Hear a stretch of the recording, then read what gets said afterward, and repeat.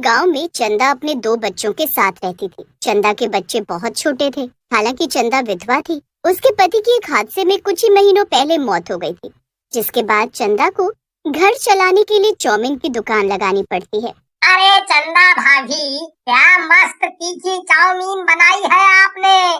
खाकर तो जुबान से भी तीखापन नहीं जाए। मुझे तो ऐसी ही तीखी चीजों की तलाश रहती है। और गांव में जब से आपने चाउमीन की दुकान लगाई है, तब से मेरी तलाश तो समझो पूरी हुई। मेरे चाउमीन का यही तो स्वाद है, तीखापन। वरना ना जाने गांव में कितने चाउमीन, बर्गर, पिज्जा की दुकान है, लेकिन मेरे चाउमीन में खास बात यही है कि वो मसालेदार और तीखी होती है। अरे चंदा बहन, मेरे बेटे के लिए भी एक प्लेट चाउमीन पैक कर दो। वो तो आपकी चाउमीन खाए बिना एक दिन नहीं बीतता। ना जाने आपने भी बच्चों को क्या ही आदत लगा दी है। ये तो आप लोगों का प्यार है जो मेरे हाथों की बनी चाउमीन की तरफ खींचा चलाता है। चंदा की चाउमीन की दुकान अच्छी खासी चल रही थी। चंदा बहुत सफाई से चाउमीन बनाती भी और बहुत सफाई से लोगों को चाउमीन परोसती भी थी। लेकिन चंदा की तरक्की उसकी पड़ोसन झुमरी को काफी दिनों से बर्दाश्त नहीं हो रही थी। अजी सोते रहिए आप बस। देखा है चंदा को, पति के मरने के बाद भी उसमें इतनी हिम्मत है कि चाउमीन की दुकान लगाए, लोगों को लजीज चाउमीन खिला रही है। मैंने भी परसों ही उसके हाथ की बनी चाउमीन खाई थी। अब तक उसका स्वाद नहीं भुला पाई हूँ। अरे तो क्या करूँ मैं, सोने दो मुझे। वैसे किसी ने सच ही कहा है, एक औरत की दुश्मन होती है। और इस कहावत को आज सच होते हुए भी देख रहा हूँ। एक तो वो बेचारी विधवा हो गई है, ऊपर से मेहनत कर रही है, तो तुम्हें जलन क्यों हो रही है?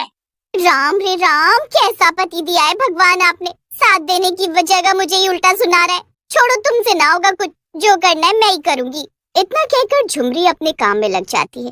चंदा हर दिन की तरह चाउमीन की दुकान लगाती है और देर शाम होते ही घर चली आती। एक रोज चंदा चाउमीन की दुकान लगाई रही होती है, तभी वहाँ झुमरी पहुँचती है।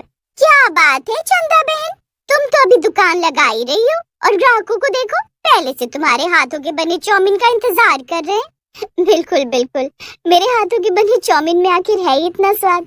बहुत अच्छी बात है, मैंने भी बहुत तारीफ सुनी है तुम्हारे हाथों के बने तीखे चाउमीन की। चलो आज मैंने भी सोचा कि तुम्हारे हाथों की चाउमीन खाई जाए। चंदा दुकान लगाकर चाउमीन बनाने में लग जाती है। कुछ देर बाद चंदा झुमरी और उसके छोटे बेटे के लिए 2 प्लेट चाउमीन लेकर आती है, जिसे दोनों खाने लगते हैं। अरे बाप रे, कितना तीखा है, लेकिन ऐसा ही तीखापन खाने में मजा आता है। झुमरी चाउमीन खाई रही होती है कि तभी अचानक से झुमरी अपने हाथ में लिए चाउमीन का प्लेट नीचे फेंक देती है। अरे बाप रे, चाउमीन में तो सिर्फ बाल ही बाल है, देखो जरा। वहाँ मौजूद 2 लोग और चाउमीन में बाल निकलने का दावा करते हैं और इस बात पर काफी बहस होने लगती है। मेरे चाउमीन में तो 2 दिन पहले भी बाल निकला था, लेकिन मैंने कुछ बोला नहीं, ये सोचकर कि बेचारी विधवा है, अपने बच्चों के लिए चाउमीन की दुकान लगाती है और इतनी मेहनत करती है। लेकिन आज तो हद हो गई। मैं तो कहती हूँ इसकी चाउमीन की दुकान बंद करवा देनी चाहिए और इसके जो ये लंबे लंबे बाल है ना, उसे भी कटवा देना चाहिए। अरे नहीं, मैं बहुत सफाई से चाउमीन बनाती हूँ। लो कर लो बात, एक तो चोरी ऊपर से सीना चोरी, ये तो सरासर गलत है। अरे तुम लोग देखते क्या हो, बाकी बनी चाउमीन फेंक दो, वरना चाउमीन खाकर गांव के लोग बीमार हो जाएंगे, बीमार। झुमरी की बात सुनकर वहाँ मौजूद लोग चंदा की दुकान में तोड़फोड़ मचाने लगते हैं, चाउमीन फेंक देते हैं, ठेला पलट देते हैं। झुमरी ये सब देखकर खुश हो रही थी। वहीं चंदा लोगों से विनती कर रही थी कि वो ऐसा ना करें, लेकिन गांव वाले किसी की नहीं सुनते। वो झुमरी की बातों में आकर चंदा की दुकान तोड़ देते हैं। तभी वहाँ गांव की कई सारी औरतें आती हैं और उस तरह लेकर चंदा के सर के बाल हटा देती हैं। चंदा अब गंजी हो चुकी थी। तुम लोगों ने जो किया है वो बहुत गलत किया है। मैं बहुत सफाई से चाउमीन बनाती थी, मुझे फंसाया गया है। मेरे साथ ये सब जिस किसी ने भी किया है, मैं किसी को नहीं छोड़ूंगी। एक तो चंदा की चाउमीन की दुकान तोड़ दी जाती है, दूसरी तरफ चंदा के बाल हटा दिए जाते हैं। चंदा पूरी तरह गंजी। चंदा के बच्चों को भी गांव के लोग उल्टा सीधा बोलते हैं। चंदा के पास अब कोई रास्ता नहीं था।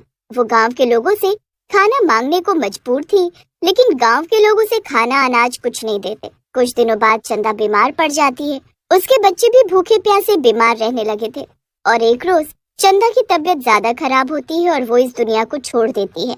जो भी हुआ बहुत बुरा हुआ, लेकिन होनी को कौन रोक सकता है। अब इन बच्चों को अनाथालय में रखाना चाहिए। झुमरी बिल्कुल ठीक कह रही है। चंदा बहन तो रही नहीं और उनके बच्चों को कौन सहारा देगा, इसीलिए हमें उन्हें अनाथालय में रखाना चाहिए। भगवान चंदा बहन की आत्मा को शांति दे। गांव वाले ऐसा ही करते हैं क्योंकि किसी को भी चंदा के जाने और चंदा के बच्चों के अनाथ हो जाने का गम नहीं होता। सभी अपनी जिंदगी में व्यस्त थे और इस बात को करीब 4 महीने बीत जाते हैं और एक रोज सुबह के समय गांव वाले उस वक्त दंग रह जाते हैं जब गांव के ललन की लाश गांव के बीचों बीच मिलती है। अरे बाप रे, कितनी बेरहमी से मारा गया है इसे। आंखें ऐसे लाल है जैसे आंखों में लाल मिर्च डाल दी गई हो। कहीं ये सब चंदा की आत्मा ने तो नहीं किया? गांव वालों ने उसे गंजा कर दिया था और ये आंख लाल और जुबान से बाहर निकली हुई है जैसे से कुछ तीखा खिलाया गया हो। बिल्कुल सही कहा झुमरी तुमने। लगता है चंदा बहन अपना बदला लेने आ गई है। हे भगवान, मैं तो इन सब में बिल्कुल शामिल नहीं था। अच्छा हुआ जो आपने मुझे आलसी बनाया है और मैं सोता रह गया था। गांव के लोग घबरा जाते हैं। गांव के ललन को बुरी तरह मारा गया था और ये ललन वही था जिसने झुमरी के साथ मिलकर चंदा की दुकान तोड़वा दी थी और उसे गंजा भी करवाया था। हालांकि झुमरी तो डर चुकी थी। अब इस बात को 2 दिन बीत जाते हैं और 2 दिन बाद गांव के दूसरे व्यक्ति की मौत हो जाती है जो झुमरी के साथ मिला हुआ था।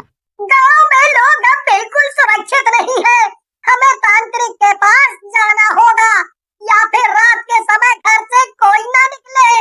लेकिन चंदा बदला किस बात का ले रही है? उसने तो गलती की थी, उसकी सजा उसे मिली थी। शायद हमारा सजा देने का तरीका गलत हो सकता है, इसकी वजह से वो हमें परेशान कर रही है। हमें तांत्रिक बाबा के पास चलकर एक रक्षा सूत्र बंधन ले आते हैं ताकि हमसे चंदा की आत्मा या उसकी चुड़ैल दूर रहे। वरना मुझे तो इन लोगों को देखकर ऐसा लग रहा है कि वो बेरहमी से लोगों को मार रही है। फिर तो तीसरा नंबर झुमरी का होना चाहिए। झुमरी ने ये बवाल शुरू किया था और ये बवाल तो इतना बढ़ गया कि आज लोग अपनी जान गंवा रहे हैं। भगवान, मुझे चंदा की चुड़ैल के हाथों नहीं मरना। सारा गांव डरा होता है। शाम होते ही सब अपने घर में दुबक जाते हैं। सबको डर था कि अब अगला नंबर झुमरी का है, लेकिन उस रात को मौत नहीं होती। झुमरी को नींद नहीं आ रही थी। झुमरी की भूख मर चुकी थी। वो सिर्फ अपने बारे में सोचे जा रही थी क्योंकि झुमरी ने चंदा को डुबोने का प्लान बनाया था ताकि वो अपनी दुकान बंद कर दे। लेकिन यहाँ तो सब कुछ उल्टा हो गया। लोगों ने चंदा को इतना ज्यादा परेशान किया कि वो अपनी जान गंवा बैठ। उसके बच्चे अनाथ हो गए जिसका बदला चंदा सभी से ले रही थी। क्या करूं? मैं अपना सच गांव वालों के सामने कबूल कर लूं या फिर चंदा के हाथों मर जाऊं? क्योंकि चंदा के मुताबिक अगला नंबर मेरा ही होगा। झुमरी बहुत सोचती है और गांव वालों को देर शाम इकट्ठा करके सभी के सामने हाथ जोड़कर रोते हुए माफी मांगती है। उस दिन चौमिन में बाल नहीं था। मैंने सब जानबूझकर किया था ताकि चंदा की चौमिन की दुकान बंद हो जाए। मैं पूरे गांव वालों के सामने हाथ जोड़कर अपना जुर्म कबूल करती हूँ और चंदा की चुड़ैल आत्मा जो भी है उससे भी माफी मांगती हूँ। मुझे माफ कर दो। इसका मतलब तुमने ये सब जानबूझकर किया और अपने मरने के डर से तुम अब लोगों के सामने सच कबूल रही हो, लेकिन बहुत देर हो चुकी है। एक औरत की आत्मा, वो भी जवान औरत जो अचानक मृत्यु को प्राप्त हो गई हो, वो अपना बदला लेकर रहती है। अगर तुम्हें चंदा की चुड़ैल या आत्मा से खुद को बचाना है तो तांत्रिक बाबा का सहारा लो और पूजा पाठ से ही इसका हल निकल सकता है, क्योंकि उसकी आत्मा को अभी मुक्ति नहीं मिली है। गांव के लोग और झुमरी सभी एक पहुंचे हुए ज्ञानी तांत्रिक बाबा के पास पहुंचते हैं और सारी कहानी कहते हैं। झुमरी की जान खतरे में थी और तांत्रिक झुमरी की जान बचाने के लिए उस वक्त गांव आता है। गांव में वो पूजा अनुसरण करता है, जिसके बाद चंदा की आत्मा यानी चंदा खुद चुड़ैल के रूप में वहां प्रकट होती है, जिसे तांत्रिक एक बोतल में बंद करते हुए तालाब में प्रवाहित करने की गांव वालों को सलाह देता है। और उस दिन के बाद गांव में चंदा के चुड़ैल का साया हमेशा हमेशा